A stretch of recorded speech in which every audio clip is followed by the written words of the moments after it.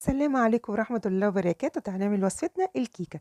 معايا 3 حبات من البيض بدرجة حرارة المطبخ، كوباية من السكر، كوبايتين ونص من الدقيق، كوباية من اللبن، ومعلقة كبيرة من النشا، وكوباية إلا ربع زيت، ومعايا الفانيليا والبيكنج باودر. ده زين ابن أختي بيقول لكم لايك وبيبوسكم وبيقول لكم باي باي.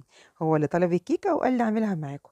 طبعًا معايا بقى هنا كوبايتين ونص الدقيق، هنبدأ ننخلهم، ولازم يتنخلوا كويس يا جماعة عشان بتدي هشاشان لل للكيكة بجد تحفة. وطبعًا إحنا أول ما بدأنا الكيكة الفرن بتاعنا شغال على درجة 180 زي ما أنتم شايفين. هانزل بقى كده بكيس بيكنج باودر وذرة بسيطة من الملح، هنخلطهم كلّهم كده كويس مع بعض ونخلّيهم على جنب. معايا بقى 3 حبات من البيض، هاحط عليهم الفانيليا، هاحط عليهم كوباية السكر، وهاحط عليهم كمان معلقة من الخل بتضيّع أي زفارة وتخلّي الكيكة بتاعتنا بيضة كده وتحفة. زي ما أنتم شايفين.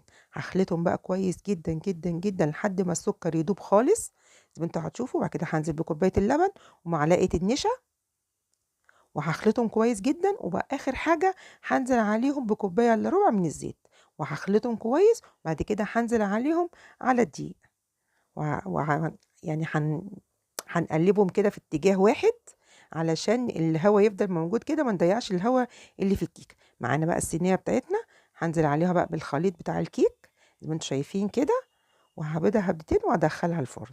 زين هيقول لكم باي باي، هادخّلها الفرن، هتقعد معانا من 30 ل35 دقيقة زي ما أنتم شايفين. هاسيبها بقى تهدى خالص كده وتبقى دافية. بعد كده هاعمل بقى بالخلة كده، هاعمل لها فتحات وهاسقيها كده من كوباية لبن ومعلقتين من السكر.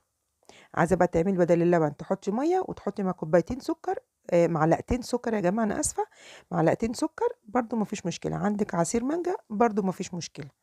آجي بقى أعمل الطبقة التانية. معايا كوباية من الكريم شانتيه، معايا كوباية لبن متلجة يا جماعة طالعة من الفريزر، لازم تكون تلج عشان تدّيكِ قوام كويس جدًا مع الكريم شانتيه. هاخلطهم بقى كويس كده من المضرب الكهربائي لحد كده ما يتقلوا معايا، وهتشوفي القوام اللي أنا عايزاه.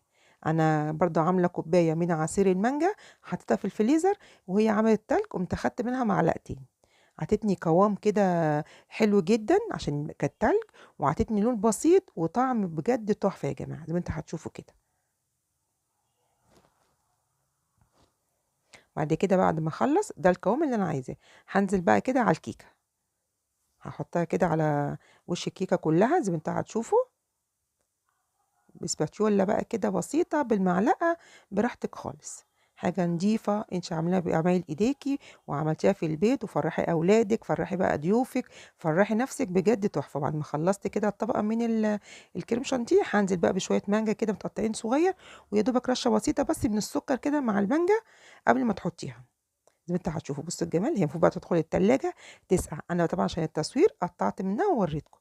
بصوا الجمال، الكيكه لوحدها تحفه يا جماعه مع الكريم شانتيه. طبعا انا ما حطيتلوش سكر عشان ما تبقاش مسكره قوي زي ما انتم شايفين، وطبعا مش حاطه سكر كتير برضو في الكيكه، بس ده براحتكم طبعا.